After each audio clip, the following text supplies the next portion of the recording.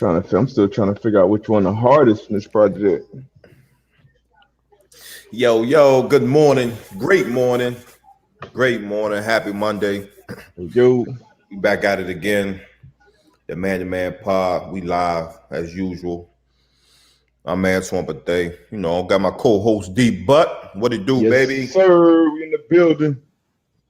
What it do? How was your weekend? Man, the weekend was good. Hold on, let me fix this mic. I feel like I'm tripping right now. Hold up.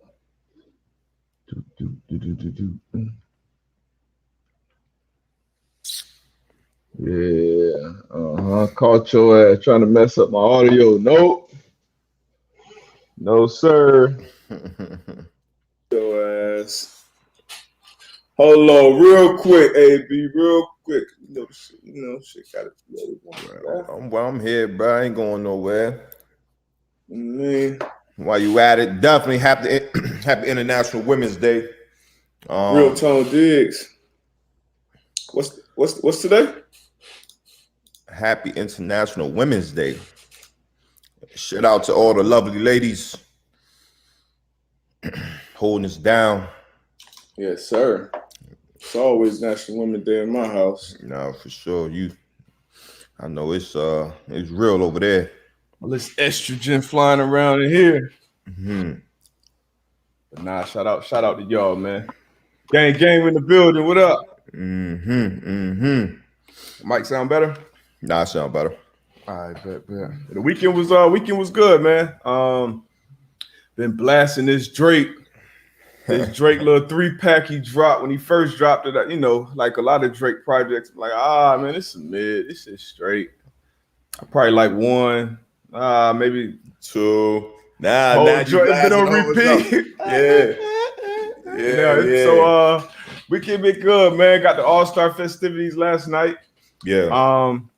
That was cool. The 3-point contest. Did you watch the 3-point contest? I did. I did. I was locked in. Who did you have? I should have hit you. Who did you have? I had Steph, obviously.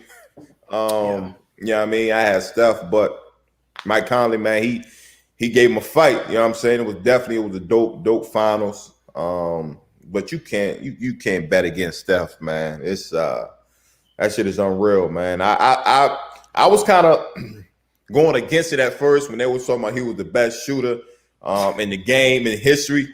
You know what I mean? Thinking about, growing up, looking at Reggie Miller. That shit quick. Reggie Miller, Ray Allen, you know what I'm saying? But now, bro, it's crazy. It's nuts, man, what he's able to do, man, and how he's been able to change the game. Where, when I was growing up, you'll be a damn fool on a fast break to stop at a 3-point line to pull up. Yeah. Everybody doing it now, man. So Steph, man, he a killer, man. Changed the game for sure. Yeah, I had him too. I said if I had to bet on somebody that wasn't Steph, I would have bet on Levine.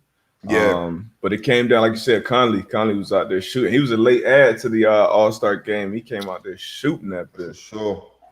And then the game, the dunk contest was doo-doo. That was some mid. I ain't gonna say doo-doo because they doing stuff I know I can't do. But just from the past, just living up to what we expect in the dunk contest, it was cool. It was cool. Nah, it was garbage. Yeah, it was trash. No disrespect to the competitors. So that's what I'm saying. I'm not going to disrespect. You know what I mean? I'm definitely not. I'm not disrespecting, but I don't watch the football games, some NFL games. I done been a part of some trash games. Sometimes the product is just trash. Like last night, that's just trash. Like, part of it was obviously the guys not being notable, and then just some of the, them doing it at halftime had a little different feel. The dunks kind of. I don't even care about them being notable or not. You know what I'm saying? Like that's not what I don't care about. That matters though, bro. To me, though, I know you're an athlete and you just want to see the athlete. But as a fan, I'm a fan, and I watch. I'm a fan too. Like I watch NBA TV, and when you see Dominique and Jordan going at it, bro, like. Bro, you see, this is where people can make their mark, bro. Like if I'm not notable and I got a crazy dunk, like this is where I'm gonna show it. Like I'm gonna make my name on this on this dunk contest. I get what you. Who made their name from the dunk contest? Who won a dunk contest or two and was like, all right, like he's gonna? Because I know some amazing dunkers, but they ain't get buckets. If you're not getting buckets, bro, like it's an opportunity, man. So what I'm not tripping off of. LeBron not in the joint or whatever the case may be. I just wanted to see some good ass dunks, which I didn't see. So that's all. It's a dunk contest. Like it's not. I mean, I want to see some dope ass dunks. I feel you, but I don't know, bro. I feel like that affects the dunk contest. Me maybe because I grew up. The most memorable dunk contest of my life was that Vince Carter. For sure. Like that performance, and Vince Carter got buckets. So that LaVine, even though he was at that point probably just known as being a dunker, he's getting buckets. Eric Gordon, he was a good player. So when Zach LaVine in the dunk contest, he was like a notable name to you? Notable enough. Notable enough for sure. Notable enough? Yeah, notable. It would be like I wouldn't say Ja Morant, but it'll be like I knew he was going to be a good player. I didn't know he was going to be this good, but I knew. Right. I think most people who watched Zach LaVine play knew he was going to be a good player in the NBA. He was playing. He was getting buckets. He was, but I wouldn't line him up with the Vince Carter, the Dominique. Absolutely not. You know what I'm saying? So again, even if you hear Zach LaVine, you're like, okay, all right, cool, but he still wasn't like, oh, Zach LaVine about to go out here and kill shit. But he came on a show and he had some crazy ass dunks. Yeah, I knew he was flying from before that. So like the young boy that won it last night. Everybody was like, he can jump. Yeah, right. So he could jump out. Who won the dunk contest last night, AB? He can jump out the gym. You know what I'm saying? AB, who won the dunk contest last night? What's his name? I forgot the young boy name, man. I forgot the young boy name. See what I'm talking about? See what I'm saying, man? We knew whoever won it. Come on, man. But they were talking he could jump out the gym. And I was expecting for him to come out and for all three of them to come out and do some crazy shit. I mean, they did some. I think the best dunk of the night was probably that over the head with the windmill that Obi Toppin did. He kind of used the arm. Yeah. Which was a little whatever. But that dunk, the fake kiss, that was impressive. That was impressive. He got up there. He was. He got up there. He got up there, I would have said I didn't want to kiss the rim because of COVID or something. But if he would have actually kissed the rim, that would have been like something. That would have been like, all right, you would have known who won the joint last night. But my man, Simmons. What was his name? Simmons. Anthony Simons. Anthony Simmons. The boys was flying though. Yeah, boys, like you said, no disrespect to the Nate Robinson. Somebody said Nate Robinson. He got buckets too though. And he was notable because he was short too. So that's different. You see a short dude getting there and do some Spud Webb, making it look better. That's gonna make it different. Make it look better. Yeah. But shit, man, what about the game, man? The game, Giannis, he got the MVP. What do you think about that? I mean, he was perfect from the field. Yeah, he a lot of numbers. Yeah, you know what I'm saying? He was perfect from the field. I get that. I definitely thought Steph should have got it though. Like that was the same. It was just that night. We like storylines. Yeah, it's it was crazy. LeBron was talking about being able to team up with Steph on the court, and then what Steph and even Dame, them boys is one step across the half court. Just lighting it up, man. So I thought Steph was going to win the MVP. Like you say, Giannis though, he was perfect from the field. But Team Durant, man, they stunk that shit up, man. Going into it, I was heavy on the Team LeBron, but I definitely expected to be more competitive than that. I don't really like the layout, the new layout. I definitely understand the tribute to Kobe with the 24 points for sure. But it's just like they had such a big lead. It's not like they would probably if they had 12 minutes to play, it would have been more exciting. But just going to 24. Dame ended it in Dame fashion though, but it was entertaining. It was entertaining as it's the All-Star game. Nah, it was cool. Yeah, it's all stuck in. The boys were shooting though. Yeah, they were shooting. That shit ain't fair. It was crazy. I'm watching it and then listening to Reggie Miller, and they was talking about Steph or Dame as far as shooting wise. Yeah. And Reggie Miller said, "Dang." I didn't hear that part. I kept hearing Reggie saying that Steph was the best in the world. He did, but then I think it was. I don't know if it was. Oh, no, I know. Was it Kenny? Or was it? Did Kenny say Dame? No. Kenny was saying, "All right, like at this point, like Steph, I want Steph taking my last shot." Yeah, I want Steph taking. Yeah, that's what it was. So like that's the argument, and I'm with Dame on that one. Last shot. At this point, Dame has showed me enough in his career that I would take him probably over anybody else in the league right now. Honestly, like that Dame time shit is real. That shit is real. I just watch him stink it up against the Warriors for like 3.5 quarters. Turned up to was like 3 for 13 or something like that in the fourth quarter. Turned it up. I'm a believer in that Dame time shit. I was just watching something earlier this morning when last year or when he hit that shit on PG, that step back and PG was like, "Oh man, that's a bad shot." Yeah, it might have been 2 years ago. Was 2 years ago, still, yeah. It was like, man, that was a bad shot. And then they had something where they had to fast forward, and Paul George was like, "Nah, man, like that's Buddy. He's just he's in his bag." You know what I mean? He really liked that, and I mean, shit. Very, very recently, that was considered a bad shot. Yeah, but these boys changing the game, man. I think at some point we're gonna have to have a 4-point line, like because this should get ridiculous now. Mm-hmm. At some point they're gonna add that 4-point line. Where that line probably gonna be back another 4 feet. Cause that shit looking crazy, ridiculous. Yeah, it's looking crazy. But unfortunately, man, Joel and Ben Simmons, man, they couldn't shoot up. Contact with the barber that tested positive for the COVID. So that was unfortunate. Did they have that situation earlier this year, or was that another team? I'm not sure. Like I heard this barber thing a couple times, but yeah, man, I think I saw something that came out today that said it wasn't any other infections or anything like that with any of the teams or players. So that's a good job by the NBA. Getting that game off. They did some dope things with the HBCUs too. Nah, they did. With the tribute to the HBCUs. What was your thoughts on that?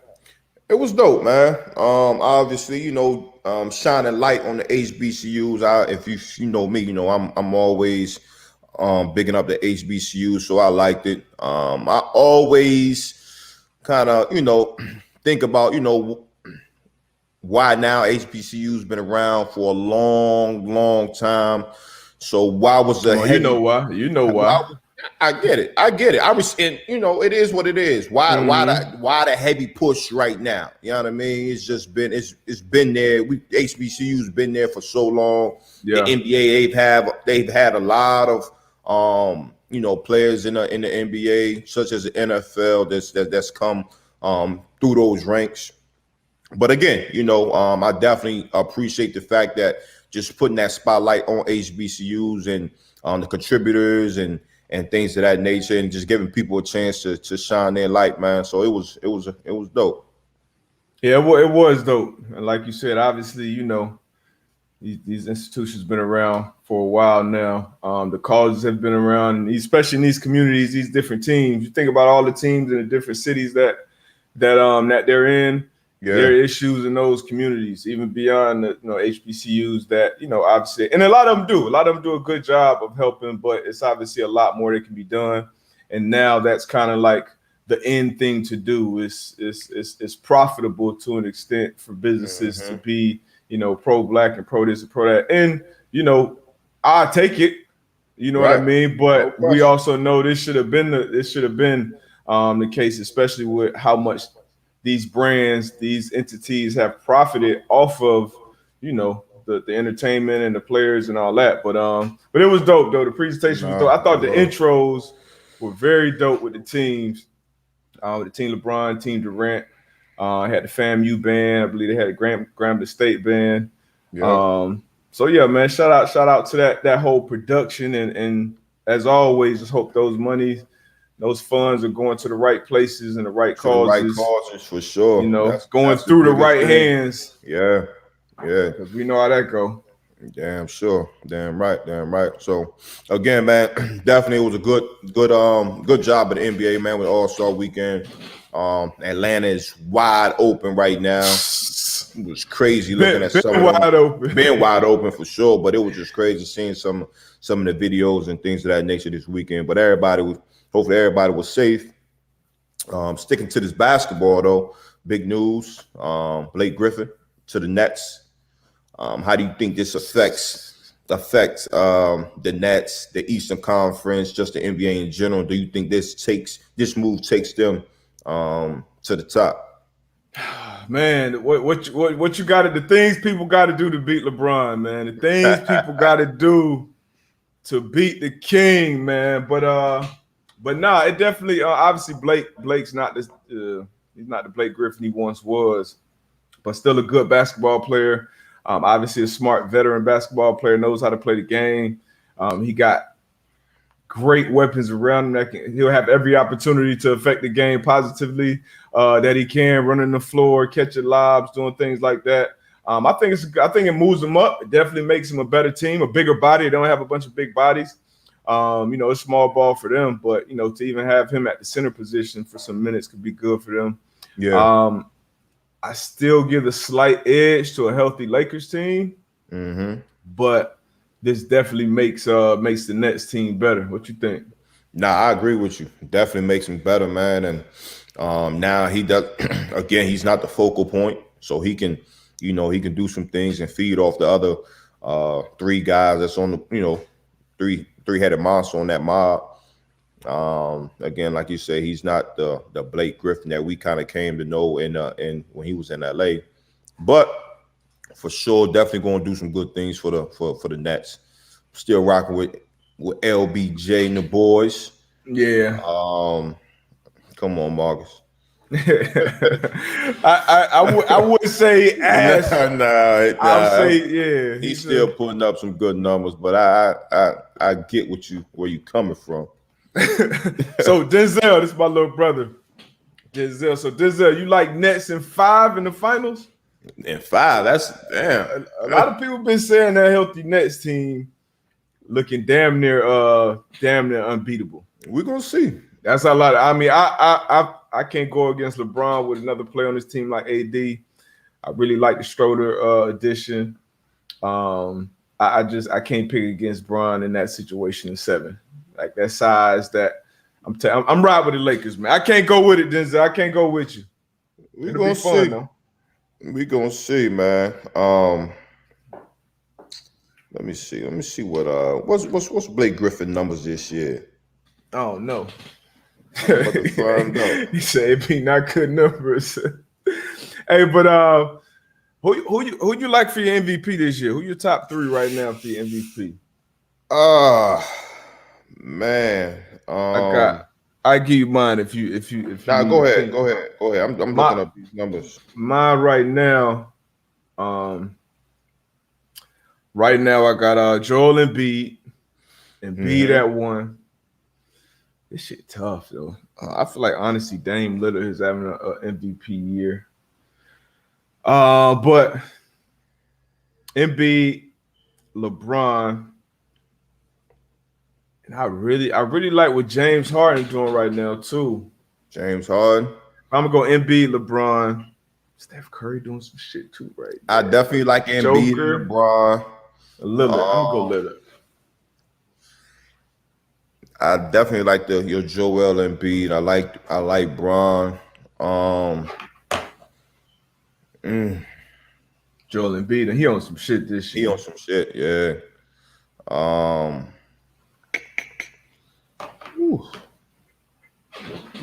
Lillard. I mean, you got in my top 3. You got some people out there though. Yeah, you got some players out there. Like I said, Joker's balling as well. Steph, he's got that team being competitive. I don't think that's a great roster at all. Steph is balling. He averaging damn near 30. Lillard. I mean, it's some guys playing some ball right now, but those are my top 3. Yeah. For now. Blake numbers, man, 12-5-4 right now. Oh, I think I might be. I'm doing better than that in my 30 and up league. Yeah, it's different out there though. 12-5-4. 12-5. But like I said, nobody coming into a Nets game is paying any attention to Blake Griffin right now. Yeah. Like there's absolutely no pressure on him to be anything but a good role player with this team. And I think a player like that who's been a lot of his career franchise player,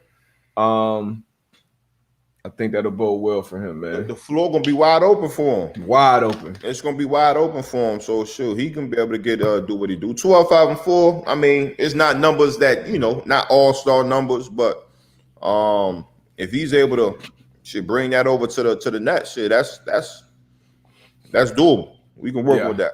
We can work with that. That's a fact. We got somebody asked. I haven't really dove into that. I'm really just starting to watch these college guys. B. Sewell 513. What are some of y'all favorite DBs in the draft when the football talk comes back around? Yeah, you got any guys that you already been watching? Nah, I'm gonna get on. I'm gonna jump on this soon, but obviously Surtain Jr., Asante, sir. At the corner position, I gotta really get on my safeties, man. I got Farley too. Okay, Farley, Horn. I gotta break down some safety film. I'll probably do that within the next couple of weeks, man. Get on here and get to talk on some of these young boys. Yeah, matter of fact, while we talking about that, so like I said, I like J.C. Horn. Somebody just mentioned the South Carolina boys. We're gonna definitely get into that. Have been watching these quarterbacks. Obviously, with so much going on with these quarterbacks, should guys be traded? Should we draft them? Sign them. Guys are in places wanting to be traded. A lot going on with quarterbacks right now. So starting to dive into these quarterbacks. And I know we were talking a little bit before we got on about number 2 pick in the draft. I think it's kind of a foregone conclusion. The Jaguars going to go with Trevor Lawrence at 1.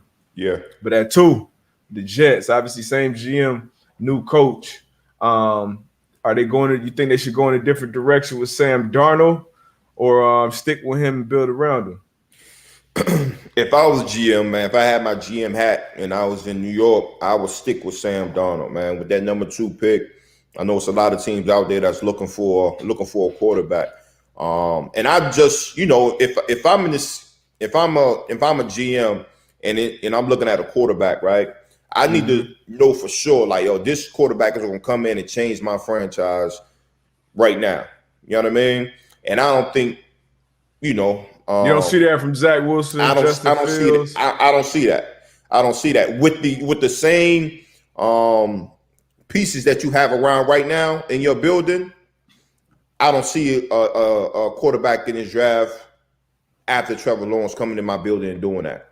Whereas I could keep Sam Darnold, trade my number 2 pick, get some draft picks, whatever the case may be, to bring in the building and help, Sam Darnold and get some pieces around him. Because at the end of the day, we know, like, Sam Darnold, okay, you can say what you want to say about him. I think if you put some pieces around him, he could do something good for your franchise. That's my opinion. If I had to put on my GM hat for the Jets. What about you? So Orlovsky was talking about Sam Darnold the other day, and my just opinion of him before really diving into and watching his games, breaking it down, was just like, he stinks. Thought he sucked. And I thought the cast around him, it wasn't the best, but damn sure wasn't the worst at the same time. Obviously, play calling gets a lot of heat. Once again, not the best. I wouldn't say it's the worst either. But I think a lot of the games that I watch, it was kind of on Sam Darnold.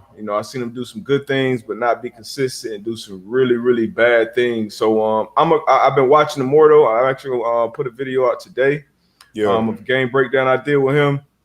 But I've seen some good things that kind of surprised me too. So it may be somewhere you build, but if I'm the GM right now, like I said, this opinion may change when I finish the film, I would take Justin Fields at that 2 spot. I would take Justin Fields because I don't think Sam Darnold will ever be good enough to consistently beat Josh Allen in that division. All right. And so I mean, this is my thing, right? And I mean, I get you. Like, at the end of the day, It's about who you like, who you think can come in, you could, get fit for your system and take your organization to that next level. I just don't know if and Justin Fields is talented. I love Justin Fields. I'm a Justin Fields fan though. Yeah, you were the Tua fan. So with that being said, that's not true. That's not true. I wasn't a Tua fan coming out of college. I was a Tua fan once he get to my team. A real fan of a team, we accept whoever with open arms. A real fan is like gonna keep it a buck.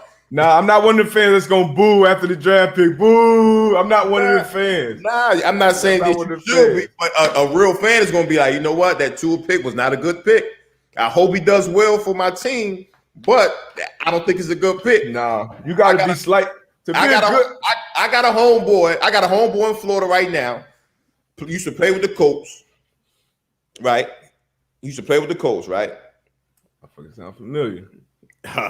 Yeah, he played nickel. He played safety, smart, very intelligent. You know what I mean? Played the game. Oh, so there are few of those guys out there. Played the game at a high level. Played the game above the shoulders. You know what I'm saying? Mm-hmm. Very, very intelligent, man. Very intelligent. You know what I mean? But I think it's the same guy who was the captain on this motherfucking Tua train. Hey, man. You was you know what I'm saying? Hey, to be a real fan, you got to be slightly delusional. You got to. It's mandatory. I'm back new to this fan thing, and I know once he's our guy, I wasn't high on him. He was a lefty. He was injured, but once we drafted him, it's like shit. Hey, he here now. We wait for that guy since Marino. So Tua's our guy. But a huge sign of intelligence is 4 weeks later able to change your mind. All right, intelligent people change their mind a lot. Yeah. So all I'm saying is, Justin Fields, Zach Wilson, talented quarterbacks, right? I just don't know if I would, on the number 2 pick, I don't know if I would just put it all on the young guys right now. I got a young guy, Sam Darnold. I feel as though he can do some things. I'm gonna try to fill some holes, bring some pieces in. That's what I would do. You know what I mean? And let me ask you this: do you think, because when it comes to getting the playoffs and consistently winning, it's about winning that division? Mm-hmm. Do you think Sam Darnold will be good enough to consistently beat Josh Allen? Do you see that in Sam Darnold's ceiling? Like, what's the ceiling for you with Sam Darnold? Because for me, with Sam Darnold, the ceiling for him with good weapons around him, good play calling, is an average starting quarterback in the NFL. That's not good enough. That's not good enough. If I got the number 2 pick and I think as a head coach I'm gonna build a winner team, that's not good enough. So what do you think? What do you think about that with Sam Darnold? Again, man, like if you put some pieces around him, because I feel as though we was having the same talk about Josh Allen a couple years ago. People didn't think his ceiling was there. Yeah, you can make the face. Everybody was like, oh, he has a big arm. Let me think. Think about it. 2 years ago, I didn't see him being this. Exactly. I give you that. That's my ain't no but. This is I definitely saw him being better than Darnold. His ability to run the ball, like you said, his arm. But like I said, this to even pretend like I saw this Josh Allen. No, you got an outstanding point there. Point. So that's my point. But with the organization, what did they do? They went out there, they got Stephon Diggs, they got John Brown, Beasley. They put pieces around them. The defense is one of the top defenses in the league. So now great coaches as well. Great coaches as well. You feel what I'm saying? So now he's in a position where he can succeed. He doesn't have to be this, all pro, even though he is, but they put pieces around him to flourish, right? Sam Darnold doesn't have that. So in my eyes, until we're able to see Sam Darnold with these pieces, like you said, Josh Allen has, you know what I'm saying, around him. Josh Allen was improving, though. He was improving even before he got digged. Now, he made a big jump. Like I said, good coaching matters. All right. But I don't see it with Sam Darnold, bro. Not yet. It's cool.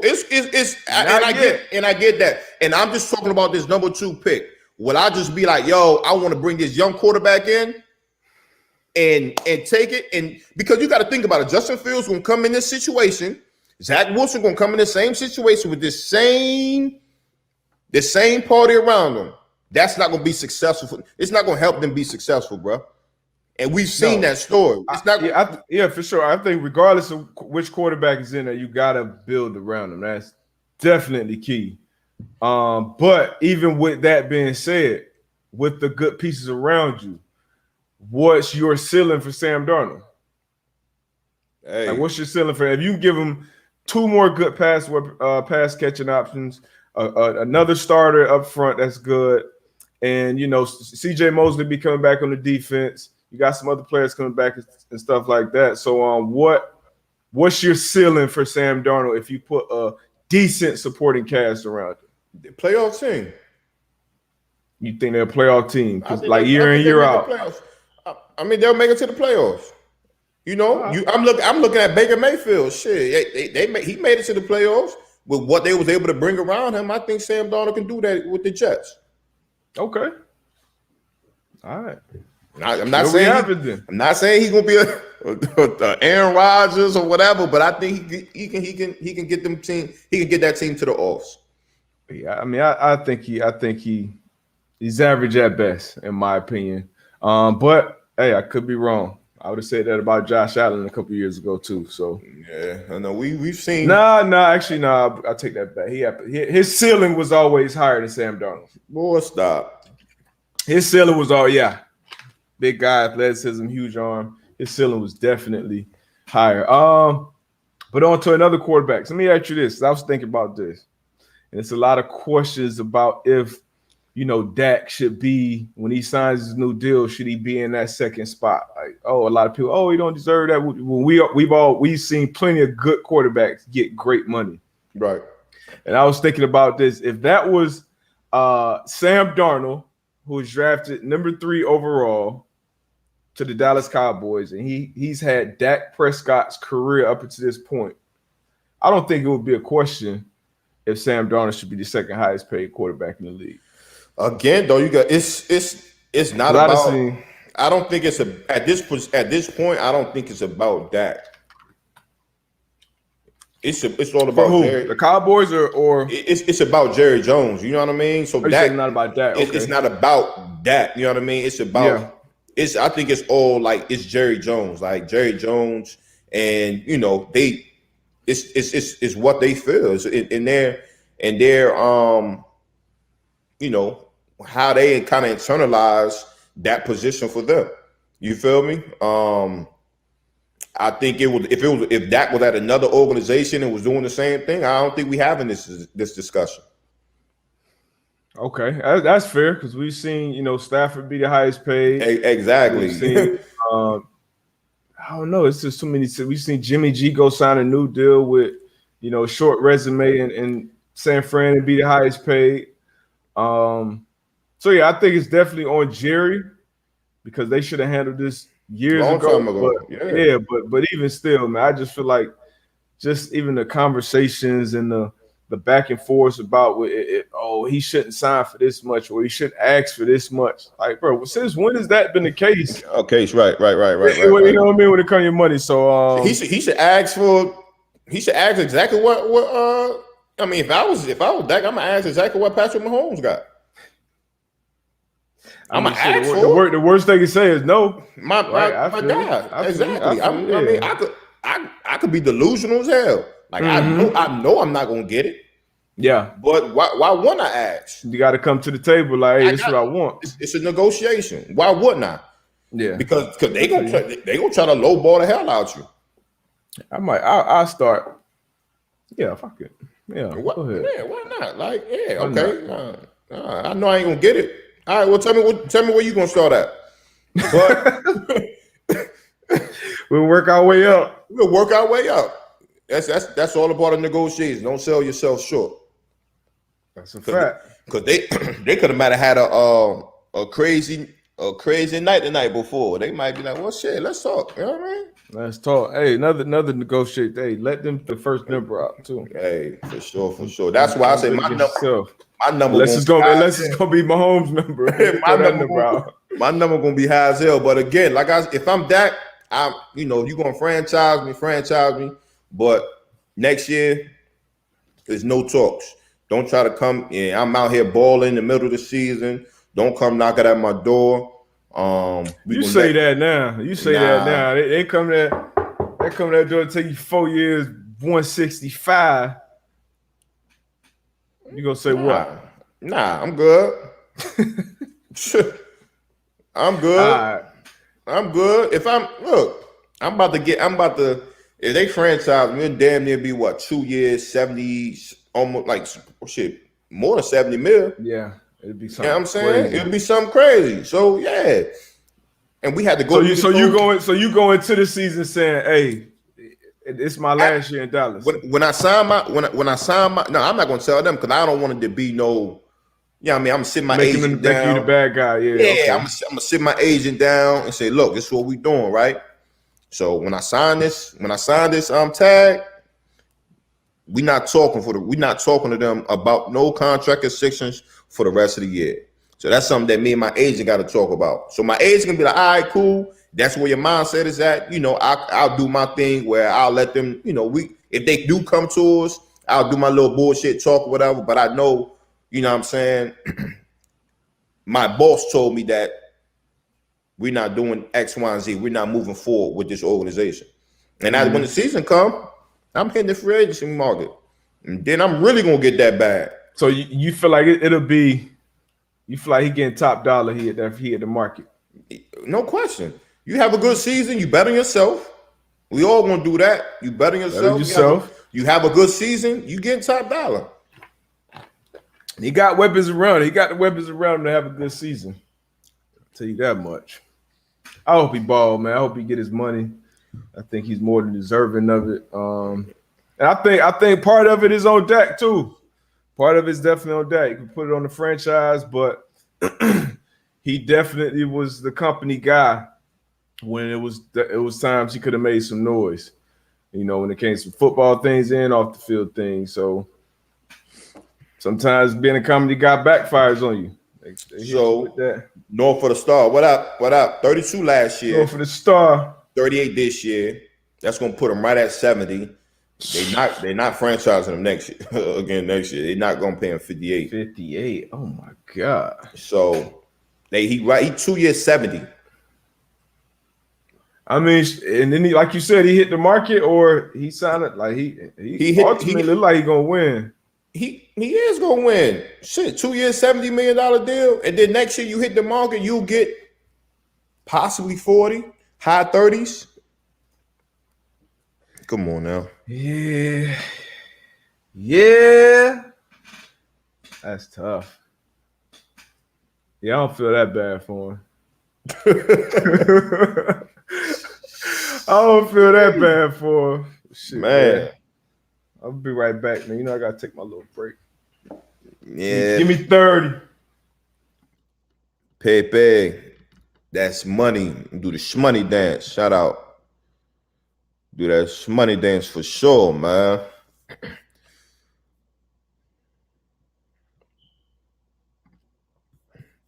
Do you think it's worth paying any running back other than D. Henry? Seems like having 2 to 3 guys back there in the rotation is the move.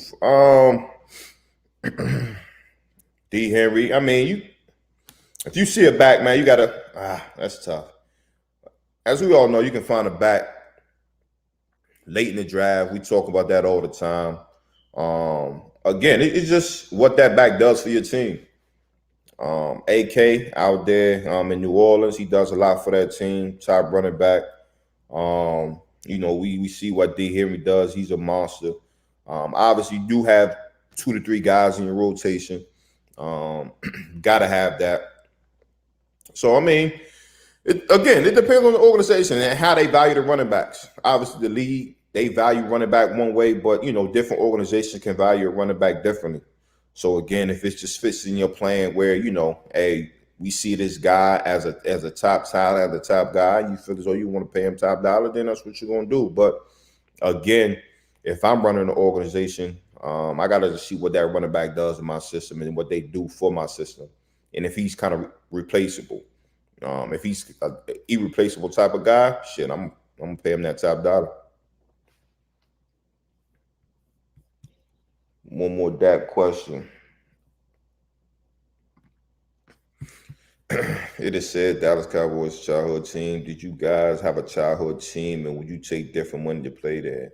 Man, my childhood team was San Fran, and I actually played for San Fran. But nah, man, we can't take any discounts. We got to get it while the getting is good, baby. Got to, man. Hey, people always give players heat for being quote unquote selfish, right? I mean, obviously, the teams never get that tag, and that's putting a bad light. Like, players should be selfish to an extent. Like, when it comes to the business, like, you got to be selfish. You only gonna be around for shit. You're very, very, very lucky. You're a unicorn. You played for 14 years. You play for 9, you're lucky. You play for 5, you're lucky. The average is 3. Like, you got to take care of your business, man. If you get into the league, man, if you're able to even sign a contract, if you ever to sign your name on any type of NFL contract, man, you're lucky.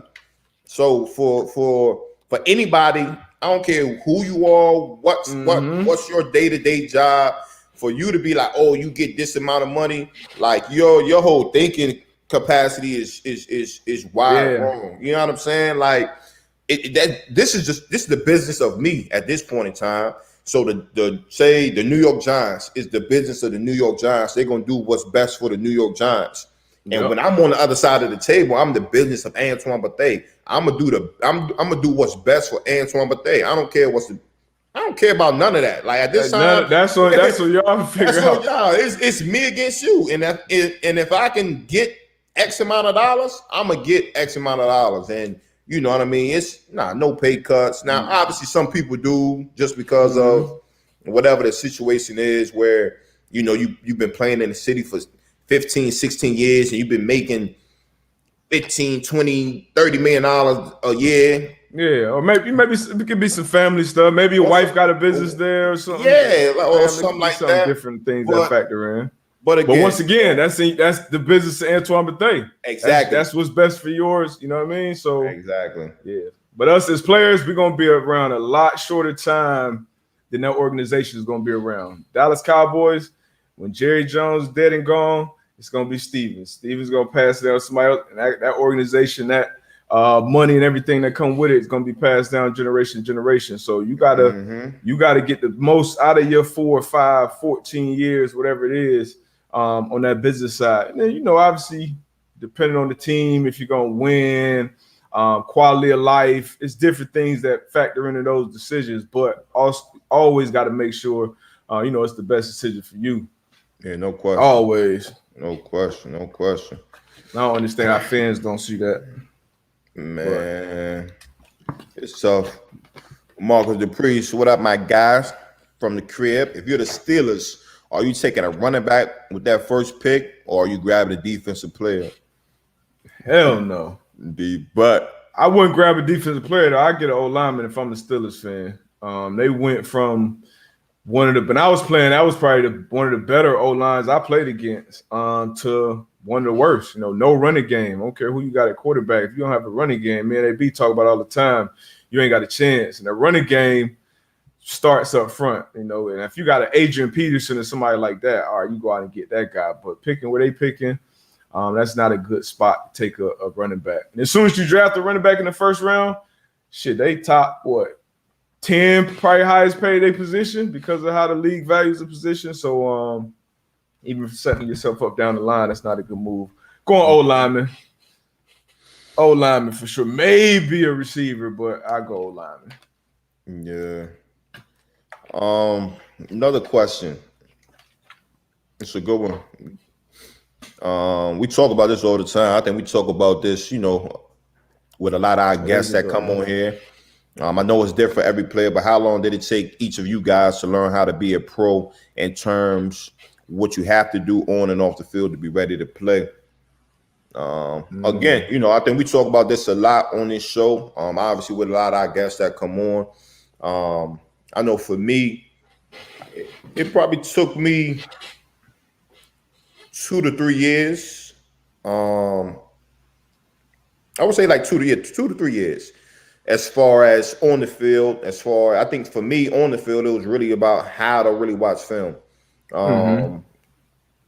How to watch film, and then off the field was really taking care of my body. You know, I always worked out hard, worked out year round. But just as far as the other things that we had to implement into our regimen, as far as massages and doing some yoga stuff, getting needling and things of that nature, just figuring out, you know, you got to invest in your body. You take care of your body going to take care of you. So for me, it was really 2 to 3 years. But even after that, I was still learning and implementing different things in each off season. So yeah, that's the thing. Keep learning, keep growing. I think you always learn something every off season. Then you're in a different situation every off season too.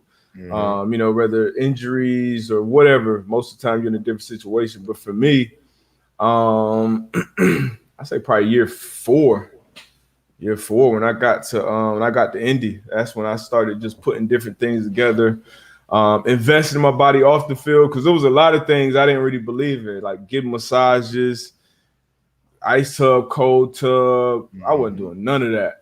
Like, you know, I stretch, I just worked, you know what I mean? So I felt like as long as I'm working out, as long as I'm in shape, and I show up back into the facility, OTAs, whatever, I'm gonna be one of the most in shape players on the team. So I felt like I was doing the right things. But as you get older, I had to learn, okay, let me go to get IVs, let me get to see this chiropractic consistently. Let me start getting MAT, ART, and all this other stuff.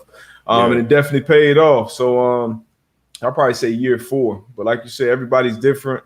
And even from year four, I learned something and put something different, you know, in my bag every year. But yeah, that's off on the field watching film.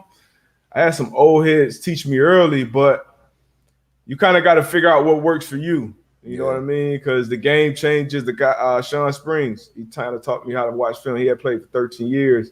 Some things had changed. So like I learned kind of his fundamentals of watching it and then kind of made it my own. But yeah, man, everybody got their own way. You got to figure out what works for you. Ask questions, like AB said on one of our most recent episodes. Always ask questions, man, because I learned a lot more from players, veteran players, than I did from coaches. Yeah. Like the veteran players, they can show you everything you know in between those lines and outside of them. Yeah. Hey, we got some good questions, man. Y'all keep bringing them questions in. It's a good one. Yeah, for sure. Man to Man Pod. I read it. Man to Man Pod from Vic. Instead of Fox. Boy, man, you think we see Earl Thomas get picked up this season? I'll let you get that one first, safety. Man, it's gonna be a tough one, man, but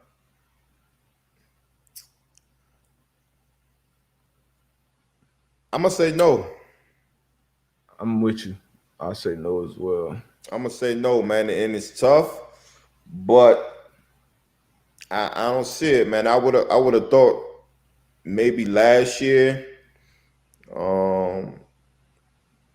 Yeah, I feel like when it didn't happen last year and he was healthy. Yeah, like now it might be tough, man. So that's my opinion, but we'll see. Yeah, we'll see. I agree with you on that one. And I don't know what the details. I know some details, but some things that happen, and it's a relationship business, just like a lot of businesses are out there. It's a relationship business, and all these people know each other. All these guys know each other. So once we even think about bringing in AB or Darius, we get on the phone and, hey, man, all right, bet. And that's kind of how it goes. So I hope I'm wrong. Hope he get another shot if he want to play. If he doesn't play again, I think he had a Hall of Fame career. He was one of the best free safeties during his tenure for sure. Mm-hmm. So obviously was on the legendary defense out there in Seattle. Yeah, it's one of the catalysts of that. So if it is a wrap for Earl Thomas, man, shout out to him for a great career and good luck with everything going forward. No question. Somebody asked a question about my guy, the Bong Bomber. Who that? Who was that? Oh, What team do you think will be next to try and sabotage top? Look at here, man. The next, I'm gonna put it in the atmosphere. I'm all about that positive energy out there. It's gonna find its way to my man Ty. The next time he go, man, he can get a shot, man. He gonna do some things, man. What's a good team? I think we had talked about it before. Chi-Town. Okay, Chicago. I think we'll be definitely upgraded from Trubisky. Oh, definitely. Why every quarterback why we keep putting quarterbacks in Chicago? Quarterbacks keep putting themselves in Chicago. Hey, Russell said Chicago. I think Russell was like that was top 2. What did Deshaun Watson say Chicago too? I don't know. I seen the Chicago jersey on Deshaun. I don't know if he said he wanted to be out there, but I mean that wouldn't be a top destination for me as a quarterback. It's cold as hell. Mm-hmm. I got Matt Nagy. Bro, you got a crazy defense though. Like you have a very good defense, but you halfway there. I say, all right, it's mandatory. We get Allen Robinson. Y'all want me? Y'all got to sign Allen Robinson first. Tell him I'm on the way. Yeah, let me get his phone number. That'll be mandatory if I'm going to Chicago to be a quarterback. You halfway there. Ace Boogie, what they do? LV will be a good spot. LV, man, they got Carr and Mariota, so yeah. So What about the football team? He from the DMV area. Watch the football team. Yeah. I mean, it could be a decent landing spot. Patriots need a quarterback. I wouldn't want to see him in that situation with no weapons. No weapons. Yeah, you gotta give me some. Gotta give my dog some. Something to work with, man. Yeah. Tyrod off the rails. I want Tyrod Detroit trade going for a Gatorade. Is that how the Detroit fans feel about golf, man? Talk to us.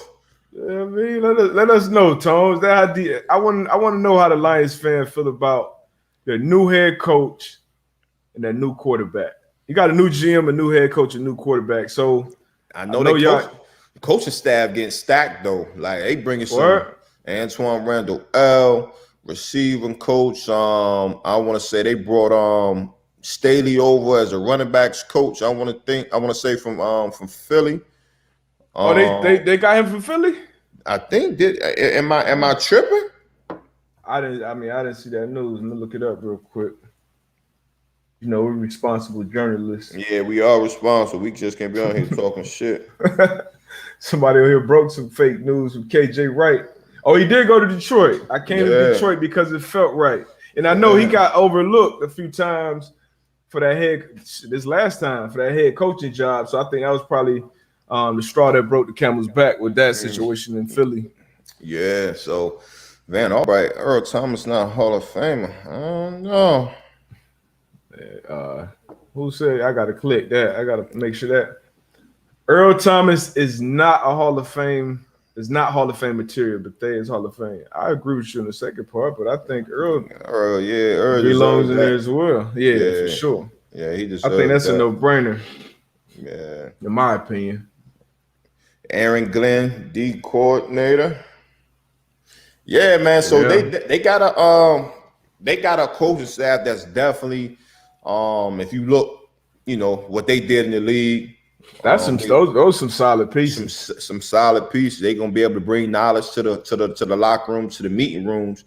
And what I like about that, no hate on a coach that's never played, but when you have these perspectives of players that's played the game, they know the type of positions that you're going to be in. So they're not asking you to do no outlandish-ish that they haven't done. You know what I'm saying? That look good on paper. That look good on film.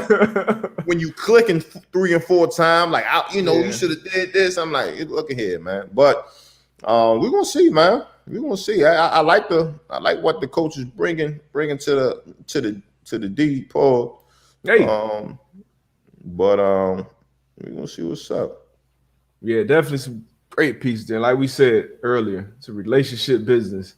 And you got it. I know I heard Malcolm Jenkins talking about Aaron Glenn and Deuce Staley, I believe, because he's got experience with both. I think he said Aaron Glenn should be a head coach and Deuce Staley should be a head coach. I think I heard him on the Be a Pro podcast with Mike Adams, Coach Mike Adams now there in Chicago. Yeah. But yeah, so shout out to those guys getting those opportunities.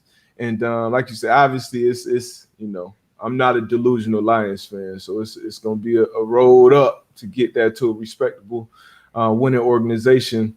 But I think they got a lot of the right pieces in place. So shout out to Detroit. Kneecap biting, capital of the world. Chargers head coach from last year in the offensive. Okay. So Anthony Lynn is the OC too? All right, that's a bet, man. That's a bet, man. What else y'all got? Michael Ward. Does Todd Bowles get another look at it as a head coach if they do well next year, or does he stay and collect rings? He'll get another look at another head coaching job for sure. You guys got to think about young defense, young secondary. Got some play time under their belt. Their play is going to elevate. Obviously, you got some free agents that you got to get back on that defensive side, but I just see them going up. So if they continue to play well, for the people that don't know, what would you say? What's the biggest reason for, like, obviously people know, okay, you play with each other, pause, more continuity, et cetera, but how does that, like, give us a tangible, like, example of that, of like playing with, like, you're a young group, the secondary group, and you say, all right, that group is going to get better. Like, what are some things that's going to happen to make that group better for people that don't know? Just so you got to think about this first. When you put pieces together, you just got to look at the individual, right? So you got individual pieces, right? So individual pieces that's got enormous amount of play time. They've made mistakes. They've learned from their mistakes. So now when you bring that play time together, again, like you just said, as far as camaraderie, the communication, you know what I mean? The communication is different. And now you just think about implementation of the defense your next year, right? So now when you come in to OTAs next year, even though as a coach you want to start from day one, cover two, cover three, but as players we're talking way more advanced early in the game. You know what I'm saying? So our conversation that we having this year is way different than what it was last year this time. Yeah, that was 100 level stuff. Now we on 1,000 right now. So now it's just that conversation, that talk. You coming off a Super Bowl win, so your swag, you feeling confident now. So that just plays a big part in just confidence. And when your coach is seeing this, right? When your defensive coordinator, when your DB coaches, linebacker coaches are seeing this, they're like, look, like we're about to take this to a new level. Now, now your DC feels comfortable of calling some more exotic blitzes or some different packages, where before it was like, okay, we're young. We're gonna find this package that works well for us, where we can fly around. But now Todd Bowles being a student of the game, and really knows, how to, fool offenses, man. Now I'm just excited just to kind of see where this defense and where they can get to. Yeah, I am as well, man. Like you said, young group. Winfield been a rookie, rookie started Super Bowl champ, played a lot of meaningful downs. Very similar to yourself, come in and play a lot of meaningful downs as a rookie. How was your group makeup around you though? I know Bob had been there, but how old were the other guys, and like what kind of position were you put into as far as communication wise? So it was myself, it was Bob, and then you had Marlon Jackson, who played the nickel position in his second year. And then you had Jason David and Nick Harper, where they were I think Jason David, that was maybe his fourth year. Nick Harper was, might have been like 7, 8 or whatever the case may be. So for me, even though I was a rook, I still had to communicate, but it wasn't as much communication for me. And then the defense that we were playing, it wasn't any fire zones. We were mainly cover 2, cover 1, cover 3. You know what I'm saying? So the one thing for us was like, we needed to know what we were doing. We didn't want to make it a chess game or whatever. Coach Dungy things was we was gonna do better. We whatever we did, we was gonna do better than what you did. You know what I'm saying? Yeah. So for us, it wasn't no being a genius out there. Look, if you got the D third, get in D third. Yeah. You know what I'm saying? If you had curl flat, get the curl flat, get to your drop and do what you're supposed to do. So my rookie year, man, it wasn't a whole lot of communication like it was in some other places that I've been. But again, man, it was a good time. Good time. Yeah, man. Looking forward to them guys evolving, man. But they balled out last year, and that's really what defense is. Playing balls, I mean, do simple better. Yeah. Just keep doing it over and over and over again. And we talked about that LOB defense with Earl Thomas. Like, that was a very simple defense on paper, but those guys just knew each other. They knew where guys were going to be. They knew how offenses were going to attack them. They weren't doing 100 level stuff. They grew up together. And so they were on that, 400 or 500 type level communication. And that's how you play faster and make plays. And that's really how you make good defenses, especially. It's not just about the individual pieces. Oh, we got a corner that's tall and fast here and a safety that can come up and hit. Nah, you got to add those pieces, got to work together. So looking forward to that evolution. But I believe Todd Bowles, I think if the hiring cycle happened after the Super Bowl, he would have got a head coaching job. I think he should get another shot. And I think he will. Yeah, no question. I think he will. All right, man. So we out. I had somebody ask me when my next appearance on Pat Show. I'm not sure. But I'll let you guys know. And like I said, check out the socials today at Darius J. Butler on IG and Twitter. I'll be dropping that Sam Darnold report today for his first game that I broke down. It was against the Colts. Wasn't a good one either, but y'all tap in. All right, man. We out. Peace and love, man. Gone.